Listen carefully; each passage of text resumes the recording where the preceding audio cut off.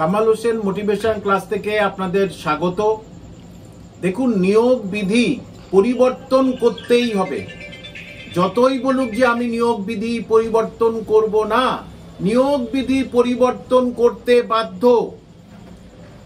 বিগত বছরগুলোতে 4টে রাজ্যে, রাজস্থান, হরিয়ানা, বিহার, উত্তরপ্রদেশে এই একই ধরনের রায় বার হয়েছিল পুনরায় পরীক্ষা নিতে, এবং যে পরীক্ষার উপরে ভিত্তি করে এই জিনিসটা ঘটলো, অর্থাৎ মানে পরীক্ষা বাতিল হলো, ঠিক সেই বিধিতে পরীক্ষা নিয়েছিল এই 4টে রাজ্য।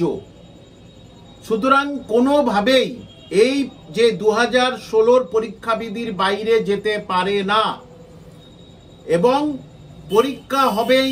আপনারা দেখছেন, শুনছেন, নিন্দুক যারা আছেন তারা প্রথমে কি বলেছিলেন, শুধু পুরনোদের হবে, নতুনরা তোদের হবে না। এখন আপনারা দেখতে পাচ্ছেন, আপনারাও বুঝতে পারবেন এখন কি বলছে, পরীক্ষাটা হবে না।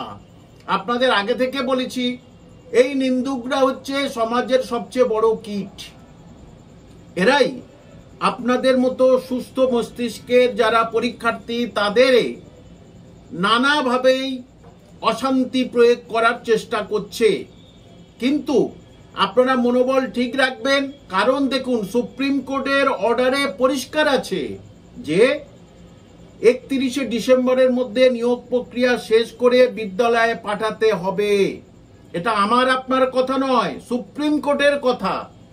সুতরাং সুপ্রিম কোর্টের এই রায়টা যদি পরীক্ষা না করে, যেটা নিন্দুকরা বলছে আপনাদের, পরীক্ষা যদি না করে, তাহলে কিন্তু পেনাল্টি পাবে এবং সাজাও পাবে, আর হাইকোর্টের রায়টা বহাল থাকবে, অর্থাৎ প্যানেল পুরো ক্যান্সেল হয়ে গেল।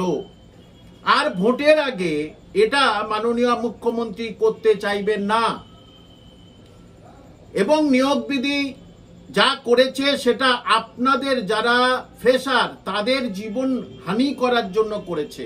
কারণ আপনারা যদি 35 নম্বরে থাকতো, এবং ওটা হবেই, তাহলে মাধ্যমিক, উচ্চ মাধ্যমিকে আপনারা অনেক নাম্বার পেয়েছেন। 2021-এর পথে অনেক নাম্বার পেয়ে গেছে প্রায় সবাই। তাহলে একাডেমিতে আপনারা ওদেরকে 7 মাইল দূরে রেখে দেবেন। এখন যে 30 নম্বর হাতে নিয়ে ওরা পরীক্ষা দেবে বলে নাচানাচি করছে, কিন্তু সেই গুড়ে বালি, সেটা করতে দেবে না সুপ্রিম কোর্ট। অলরেডি কেস উঠেছে হাইকোর্টে। হাইকোর্ট যদি নেয় তাহলে ঠিক আছে, এবং সুপ্রিম কোর্টে কোর্ট খুললেই কিন্তু জুন মাসে কিন্তু অবশ্যই এরা যাচ্ছে।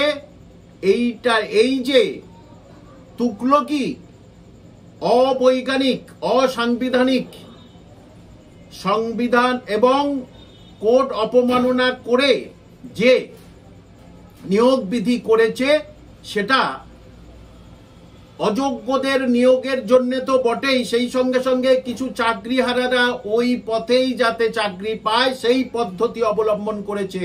দেখুন, এখনো 3 মাস হয়ে গেল, এখনো পর্যন্ত অযোগ্যদের লিস্ট বার করছে না। কি রহস্য বলুন তো, কেন অযোগ্যদের লিস্ট বার করছেন না?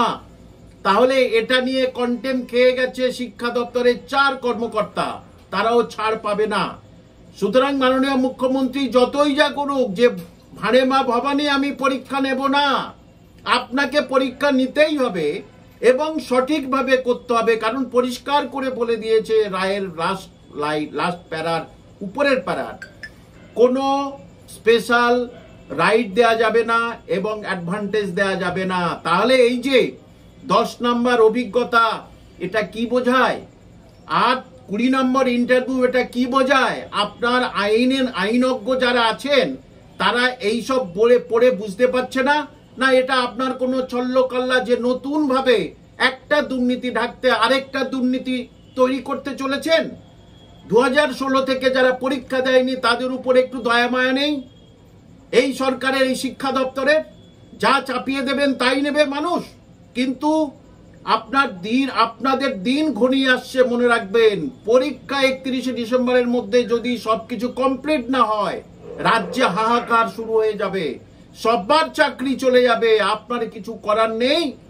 কারণ এখনো পর্যন্ত সময় আছে, ওইটা যদি পরিবর্তন না করেন। এবং গ্রুপ সিডি কেন দেয়নি বলুন তো? গ্রুপ সিডি এই জন্যই দেয়নি যে গ্রুপ সিডিও তো অযোগ্যদের ঢোকানোর একটা সবচেয়ে বড় রাস্তা করে রেখেছে। সেখানে ইন্টারভিউ বেশি রাখবে, অনেক কিছু বেশি রাখবে, এক্সপিরিয়েন্সও রাখবে, যাতে তারা এক্সপিরিয়েন্সের নম্বর পায়। কিন্তু সারা ভারতবর্ষে সেন্ট্রাল গভর্নমেন্ট গ্রুপ ডির ইন্টারভিউ তুলে দিয়েছে অনেক আগে। সে রাজ্য সরকার করতেই পারে, কিন্তু মহা বিপদে পড়েছে এবং এই বিপদ থেকে বার হতে পারবে না এই সরকার। আপনারা শুধু মিলিয়ে নেবেন কিছুদিন পর, কিন্তু মনোবল ঠিক রাখবেন, বাড়িতে পড়াশোনা করুন। সাবজেক্টের পরীক্ষায় 60 হয়েছে, নয় পিছিয়ে গিয়ে 55 হবে, কিন্তু সাবজেক্ট তো আপনাদের পড়তে হবে বাড়িতে। 3 মাস হাতে মাত্র সময় আপনাদের।